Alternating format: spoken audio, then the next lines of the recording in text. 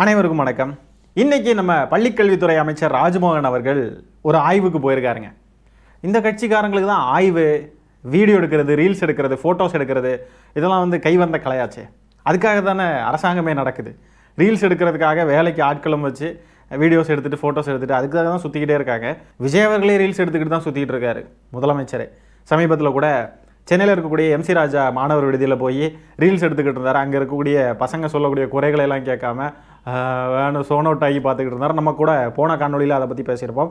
இப்போது நம்ம ராஜ்மோகன் அவர்கள் மதுரை மீனாட்சிபுரம் கிராமத்தில் இருக்கக்கூடிய சமணர் படுகையில் படுத்துக்கிட்டே ஆய்வு பண்ணியிருக்கார். அங்கே இருக்கக்கூடிய தமிழ் எழுத்துக்களை எல்லாம் பார்த்துட்டு இருந்திருக்கார். அந்த காணொலியை பாருங்கள். அந்த ஒரு ஃபோட்டோ பயங்கரமாக ட்ரெண்ட் ஆகிட்டு இருக்குங்க. இப்போது அப்படியே கிடக்கிறார்.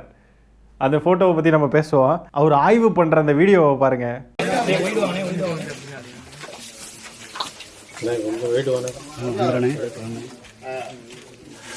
ஒவ்வொரு ஆங்கிலிருந்து ஒரு ஆங்க பாடத்தை பார்க்கணும்.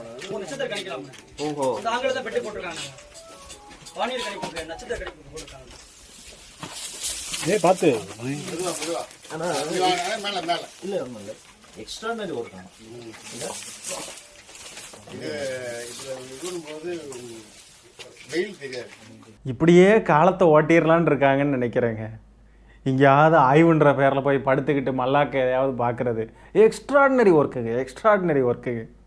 அங்கே இங்கேயும் போய் ஆய்வுன்ற பேரில் சுற்றி ரீல்ஸ் எடுத்துக்கிட்டே வாழ்க்கையை ஓட்டிடலான் இருக்காங்க போல். இவங்க கிட்ட போய் மாட்டிக்கிட்டோமே, போட்டு பாடாப்படுத்துகிறாங்களே. தினமும் ஒரு ரீல்ஸ் வருது, தினமும் ஏதாவது இந்த மாதிரி காமெடியான கண்டென்ட்டாக கொடுக்குறாங்க. அரசியல்னு ஒன்று நடந்த மாதிரியே தெரியல. ட்ரோல் தான் நடந்துக்கிட்டே இருக்குது. ட்ரோல் பண்ணால் வேற பிடிச்சி தூக்கி உள்ளே வச்சுறாங்க. அப்படியே இந்த அமைச்சரை வந்து சுடுகாட்டுக்கு எங்கேயாவது ஆய்வுக்கு கூட்டிகிட்டு போனால் நல்லாயிருக்கும். சுடுகாட்டுக்கு ஆய்வுக்கு போனால் என்ன பண்ணுவார், கொஞ்சம் கற்பனை பண்ணி பாருங்கள். சமணர் படுகையில் இப்படி படுத்து கிடந்துக்கிட்டு அப்படியே பார்த்துருக்காரு. சுடுகாட்டுக்கு போனால் அடுத்ததாக இங்கேருந்து அப்படியே கீழடிக்கு போயிருக்காங்க. கீழடிக்கும் ஆய்வு அப்படின்ற பேரில் போயிருக்காங்க. அங்கே என்ன கூத்து நடந்திருக்குன்னு பார்த்தீங்கன்னா, அங்கே வந்து ட்ரோன்லாம் பறக்க விடுறதுக்கு தடை. கீழடியில் அங்கே ட்ரோனை பறக்க விட்டு வீடியோ எடுத்திருக்காங்க ரீல்ஸ்க்காகவே.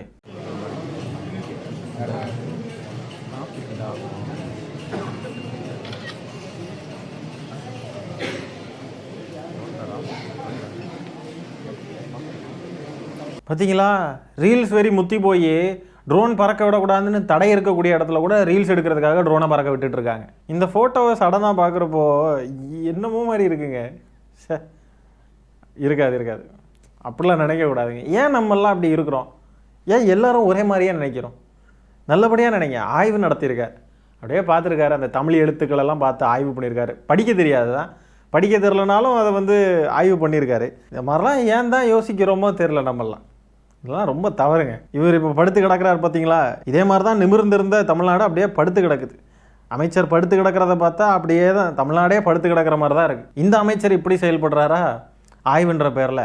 இன்னொரு பக்கம் அமைச்சர் விக்னேஷ் அவர் பார்த்தீங்கன்னா என்ன சொல்கிறாருன்னா, சமீபத்தில் ஒரு பேட்டி கொடுக்குறப்போ சொல்கிறாரு, ஜனநாயகன் படம் ரிலீஸ் ஆகிற அன்னைக்கு நான் தலைவர்கிட்ட லீவு சொல்லிட்டேன். ஒரு 3 மணி நேரம் திருப்பி இந்த 3 மணி நேரம் கிடைக்குமான்னு தெரில, நான் ஒரு ரசிகனாக இருக்க விரும்புகிறேன் அப்படின்ட்டு அமைச்சர் விக்னேஷ் பேசியிருக்காரு. வரக்கூடிய 23 ஜனநாயகன் படம் வெளியாக இருக்கு, முதல்வருடைய படம். ஏதாவது கொண்டாட்டங்கள் ஏற்பாடுகள் இருக்கா உங்களுடைய தொகுதியில்? இல்லை, இது வந்து ரொம்ப பொறுப்போட நடந்துக்கணும்னு முதலமைச்சர் எங்ககிட்ட சொல்லியிருக்கிறாரு. நீங்கள் வந்து அமைச்சர்களாக இருக்கட்டும், சட்டமன்ற உறுப்பினர்களாக இருக்கட்டும், நீங்கள் வந்து ரொம்ப பொறுப்போடு நடந்துக்கணும். இப்போ நீங்கள் எல்லாம் ஒரு பெரிய இடத்துல இருக்கீங்கன்னு சொல்லியிருக்கிறாரு. அதனால் அவர் வேண்டுகோளை ஏற்றுட்டு, ஆனால் அந்த படம் பார்க்கக்கூடிய அந்த 3 மணி நேரம் மட்டும் அதை கழட்டி எங்களோட அந்த பழைய தலைவரோட ரசிகராக அந்த 3 மணி நேரம் மட்டும் செயல்படணும்னு அண்ணன்ட்ட அனுமதி கேட்டிருக்கோம். இன்னும் அவர் ஒத்துக்கலை. பட் ஆனால் அந்த நேரம் இதுக்கப்புறம் எங்கள் வாழ்க்கையில் எப்போ இனி என் தலைவர் படத்தை இந்த முதல் நாள் 2-3 நாளாக வெயிட் பண்ணி அந்த நாள் காலையில் 4 மணிக்கு எந்திரிச்சு பார்க்க போகிறோன்னு தெரில. ஸோ கடைசி படம்னா கொஞ்சம் இதன் வாயிலாகவும் கேட்டுக்கிறான்னுட்ட. தொட்டில் பழக்கம் சுடுகாடு மட்டும்னு சொல்லுவாங்கல்ல. ஒரு அமைச்சர் ஆனதுக்கு பிறகு கூட இனிமேல் எப்போ எனக்கு அந்த 3 நாளாக 4 நாளாக வெயிட் பண்ணி விடிய காலையிலே எழும்பி ரெடியாகி படத்துக்கு போகிற அந்த வைப்லாம் கிடைக்குமோ தெரிலன்னு சொல்கிறது இருக்குல்ல. இவர் இப்படி பேசுகிறப்போவே தெரியுது இவர் எவ்வளோ பொறுப்பாக இருக்காருன்னு நல்லாவே தெரியுது. ஏன்னா இப்போ ஒரு சாதாரண ஒரு மனிதன் கிடையாது, இவர் அமைச்சராக இருந்துக்கிட்டு அவர் பேசக்கூடிய ஒவ்வொரு விஷயங்களுமே பொதுமக்கள் கிட்ட டைரெக்டாக போய் ரீச் ஆகும். குழந்தைங்க பார்ப்பாங்க, எல்லாருமே இருப்பாங்க. அப்போ ஒரு அமைச்சரே எப்படிலாம் பேசிக்கிட்டு இருக்கிறப்போ அதை கன்சியூம் பண்ணக்கூடிய பொதுமக்களோ குழந்தைங்களோ அதை எப்படி பார்ப்பாங்க? அப்போ ஒரு அமைச்சர்னா அவர் எப்படி நடந்துக்கணுன்ற அந்த அந்த ஒரு இதுவே இல்லாமல், கொஞ்சம் கூட ஒரு எத்திக்ஸே இல்லாமல் அவங்க பாட்டுக்கு நான் ஒரு ரசிகனாக இருக்க விரும்புகிறேன், அந்த 3 மணி நேரம் எனக்கு திருப்பி அது வேணும், ஒரு ரசிக மனப்பான்மையிலே தான் இப்போவும் இருக்காங்க. இவங்களெல்லாம் வந்து ரொம்ப பொறுப்போடு இருக்கணும்னு சொல்லி கேட்டுக்கிட்டாராம் முதலமைச்சர். அதனால இவங்க ரொம்ப பொறுப்பாக இருக்காங்களா, ஆனால் படம் ரிலீஸ் அன்னைக்கு மட்டும் நான் லீவு சொல்லிட்டேன் அப்படின்றாங்க. தயவு செஞ்சு தாவேக்கா வந்து இதுக்கு அரசு விடுமுறை எடுக்கலாம்ல. ஜனநாயகன் படம் ரிலீஸ் ஆகிற அன்னைக்கு அரசு விடுமுறை கொடுக்கலாம். இந்த கொண்டாட்டங்களின் போது ஏதாவது அசம்பாவிதம் நேர்ந்தால் அரசு வேலை கொடுக்கலாம். இந்த மாதிரி பண்ணலாம்.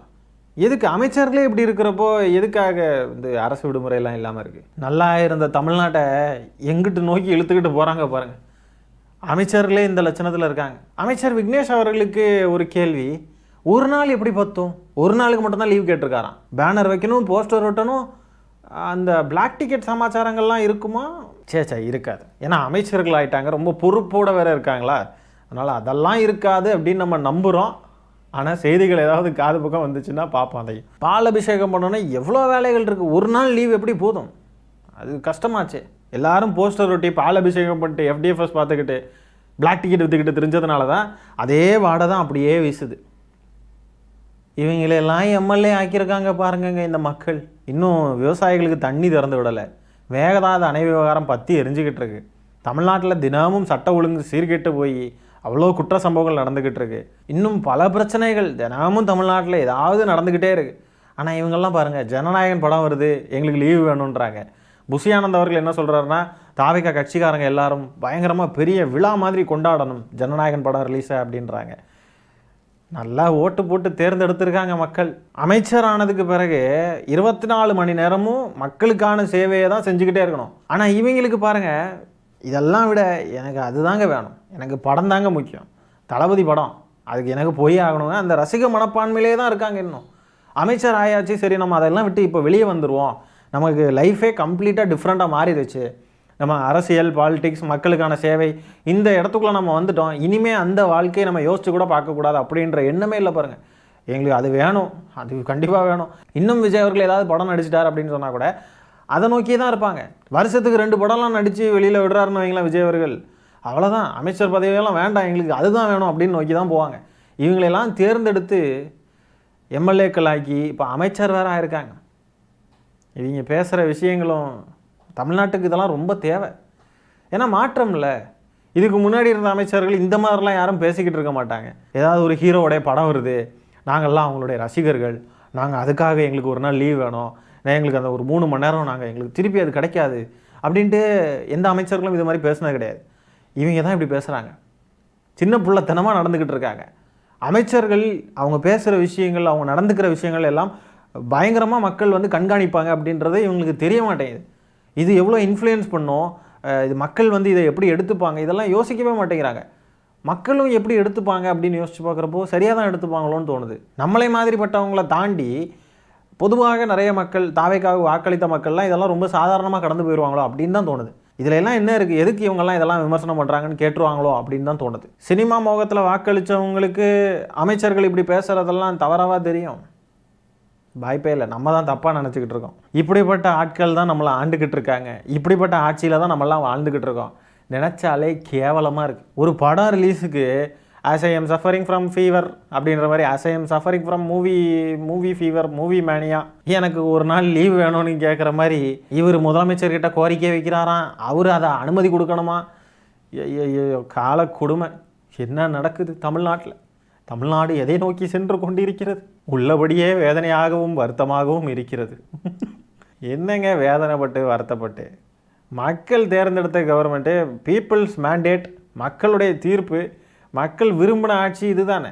மக்கள் சினிமா மோகத்தில் வாக்களிச்சிருக்காங்க, ஆட்சியாளர்கள் சினிமா வெறியிலேயே வாழ்ந்துக்கிட்டு இருக்காங்க. சினிமா ரசிகர்களாகவும் ரீல்ஸ் எடுத்துக்கிட்டு ஃபோட்டோ ஷூட்டு, படம் வர்றப்போ அதுக்கு லீவு கட்டுட்டு அங்கே தேட்டரில் போய் பாலாபிஷேகம் கட் அவுட் எல்லாம் வச்சு ஜாலியாக வைப் பண்ணிவிட்டு என்ஜாய் பண்ணுறது, அதே தான் இருக்காங்க. அதிலேருந்து வெளியே வர்ற ஒரு எண்ணமோ சிந்தனையோ துளியும் இருக்கிற மாதிரி தெரியல. இப்படிப்பட்டவங்க கிட்ட தான் நம்ம மாட்டிக்கிட்டு முழிச்சிக்கிட்டு இருக்கோம் காய்ஸ். நம்ம தான் நம்மளை காப்பாற்றிக்கிட்டா உண்டு. என்னமோ ஒன்று. சரி, இந்த காணொலியில் நம்ம பேசியிருக்கிற விஷயங்களை பற்றி நீங்கள் என்ன நினைக்கிறீங்கன்ற உங்களுடைய கருத்துக்களை கமெண்ட்ஸில் பதிவு பண்ணுங்கள். இந்த காணொலியை நான் இத்துடன் நிறைவு செய்து கொள்கிறேன். நன்றி, வணக்கம்.